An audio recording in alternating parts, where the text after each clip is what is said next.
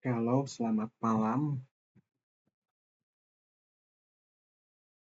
Pada kesempatan kali ini, saya akan mempresentasikan analisis serta rekomendasi pembelian infrastruktur cloud untuk sebuah startup e-commerce yang sedang berkembang pesat.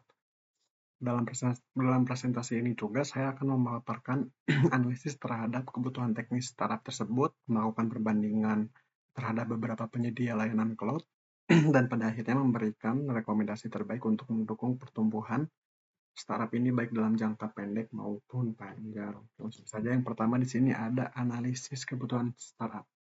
Yang pertama ada kapasitas penyimpanan. Startup memerlukan penyimpanan yang bisa di-scale atau berkembang, terutama untuk menyimpan data pelanggan, gambar produk, dan log transaksi. Cloud storage seperti AWS S3, Google Cloud Storage, atau Azure Blob Storage sangat cocok karena mendukung pertumbuhan data secara fleksibel.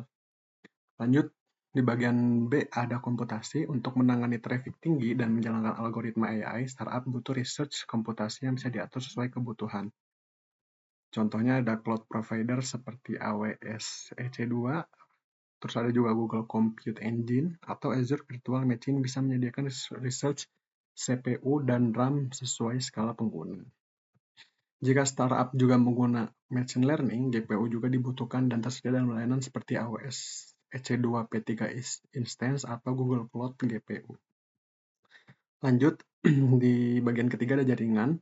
Untuk menangani traffic tinggi dan menjalankan algoritma AI, startup butuh research komputasi yang bisa diatur sesuai kebutuhan. Cloud provider seperti AWS EC2 Compute Engine dan RAM sesuai skala pengguna.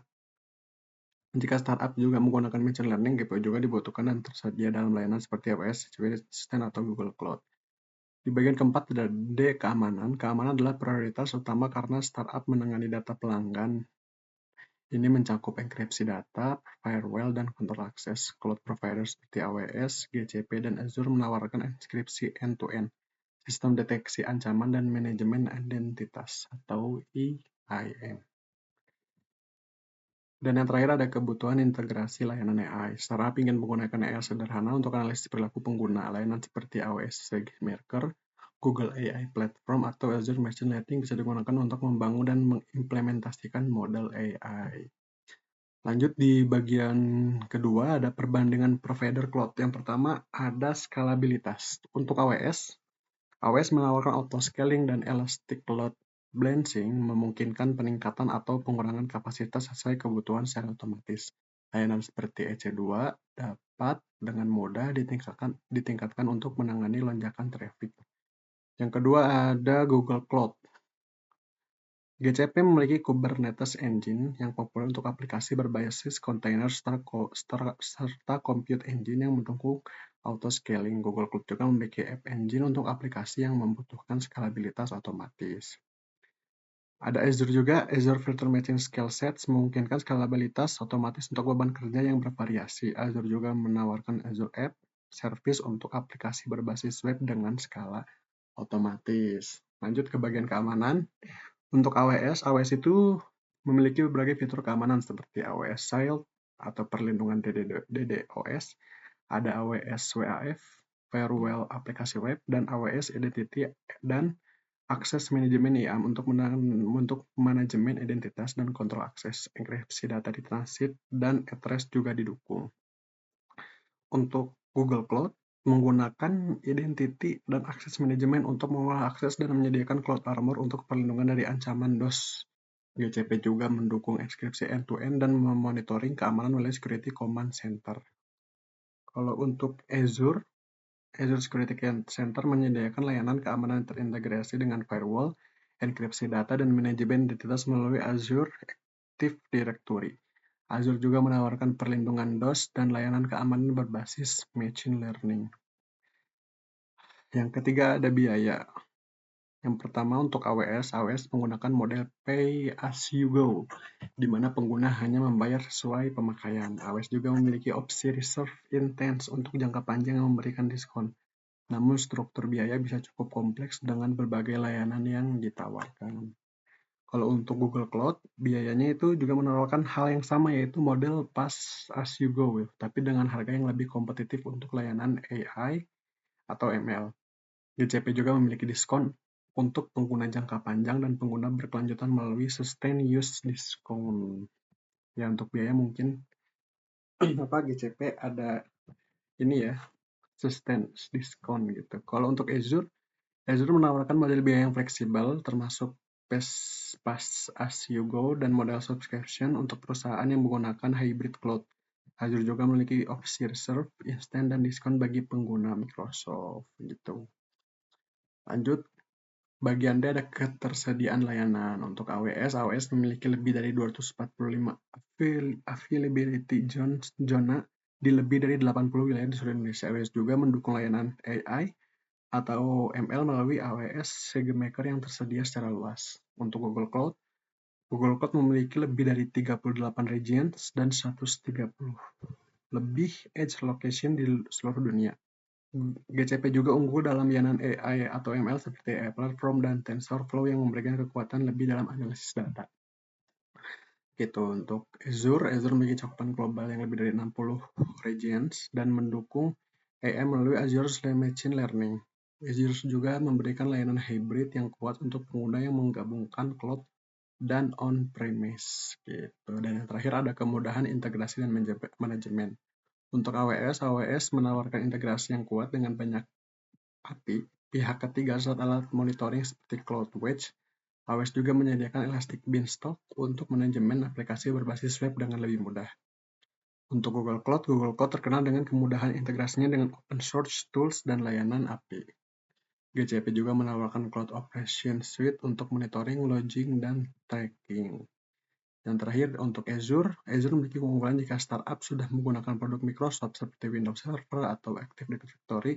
Integrasi dengan alat pihak ketiga juga mudah, dan Azure menyediakan Azure Monitor untuk mengelola aplikasi dan infrastruktur gitu. Masuk ke bagian 3, rekomendasi penyedia layanan cloud. Berdasarkan analisa di atas, sepertinya AWS merupakan penyedia layanan cloud yang paling sesuai untuk startup e-commerce yang berkembang pesat. Berikut alasan mendalam mengapa AWS menjadi pilihan terbaik. Yang pertama ada di skalabilitas tinggi. AWS menawarkan auto-scaling yang memungkinkan startup untuk menyesuaikan sumber daya secara otomatis sesuai kebutuhan. Dengan kemampuan ini, startup bisa menanggapi lonjakan traffic saat ada promosi besar atau peningkatan pengguna tanpa mengkhawatirkan downtime gitu. Elastic Load Balancing juga membantu mendistribusikan beban kerja secara efisien, menjaga performa sistem tetap stabil gitu. Untuk keamanannya, AWS juga menawarkan solusi keamanan tingkat enterprise, termasuk AWS Shield untuk perlindungan dari serangan DDoS, AWS App untuk melindungi aplikasi dari ancaman berbasis web, serta IAM yang mengatur akses pengguna dengan ketat enkripsi data end-to-end. Pada AWS sangat penting untuk menjaga keamanan data pelanggan sesuai dengan kebutuhan startup commerce gitu. Yang ketiga ada layanan AI terintegrasi. AWS juga menyediakan SageMaker, layanan AI yang bisa digunakan untuk membangun model machine learning sederhana untuk menganalisis perilaku pelanggan dan memberikan produk. AWS juga memiliki API AI yang mudah diintegrasikan dengan aplikasi yang sudah ada. Yang keempat ada jangkauan global dan aksesibilitas. AWS juga memiliki cakupan global dengan 245 zona di lebih dari 80 wilayah. Ini memungkinkan startup untuk menyajikan layanan dengan latensi rendah ke pelanggan di berbagai lokasi. Aksesibilitas global ini memastikan pengalaman pengguna yang lebih cepat dan efisien mendukung pertumbuhan pasar internasional. Dan yang terakhir ada model biaya yang fleksibel. AWS menggunakan model Pass as you go yang ideal untuk startup. Ini memungkinkan mereka hanya membayar untuk sumber daya yang mereka gunakan tanpa perlu investasi besar di awal. Dengan opsi seperti reserve instant untuk diskon jangka panjang, startup bisa mengontrol biaya seiring pertumbuhannya. Untuk dukungan pertumbuhan startup jangka pendek 1 tahun, dalam tahun pertama mungkin AWS membantu startup mengelola lonjakan traffic dengan auto-scaling, meningkatkan keamanan data pelanggan untuk membangun kepercayaan dan mengimplementasikan sistem AI sederhana menggunakan AWS SageMaker untuk analisis data dan rekomendasi produk. Kalau untuk jangka panjang 3-5 tahun, AWS mendukung skala pertumbuhan global dengan multi-region development Untuk ketersediaan layanan yang handal, optimasi biaya melalui research intent, serta peningkatan layanan AI dan big data seperti Redshift dan Athena yang memungkinkan analisis data pengguna data seperti dan big data seperti Redshift dan Athena yang memungkinkan analisis data pengguna dan pengambilan keputusan strategis yang lebih baik. Nah, ini untuk prototipe sederhananya kita untuk front end pakai AWS Amplify, untuk hosting berbagai aplikasi web statis atau aplikasi single page. Yang kedua ada load balancer, kita pakai amount elastic load balancing mengarah traffic ke server aplikasi yang tersedia. Yang ketiga ada server aplikasinya kita pakai AWS Lambda untuk menjalankan aplikasi web, EC2 untuk server yang selalu aktif, Lambda untuk aplikasi tanpa server. Yang ketiga ada server database, atau enggak kita di sini pakainya Amazon DynamoDB untuk menyimpan data terstruktur dan atau data tidak terstruktur. Yang ketiga ada storage. Storage-nya ini kita pakai Amazon S3, menyimpan file tidak terstruktur seperti gambar dan dokumen. Yang terakhir adalah AI, kita di sini pakai Amazon SageMaker untuk membangun, melatih, dan mengembangkan model machine learning. Alur datanya, pengguna mengakses aplikasi melalui Amazon S3, permintaan dikirim ke load balancer untuk distribusi ke server aplikasi Lambda, server aplikasi mengakses server database DynamoDB untuk data dan berkomunikasi dengan layanan AI SageMaker untuk analisis data dan rekomendasi kembali ke server aplikasi lalu ke load balancer dan akhirnya ditampilkan ke front end gitu. Dan ini adalah diagram arsitekturnya. Nah, gitu. Begitu saja. Sekian. Terima kasih.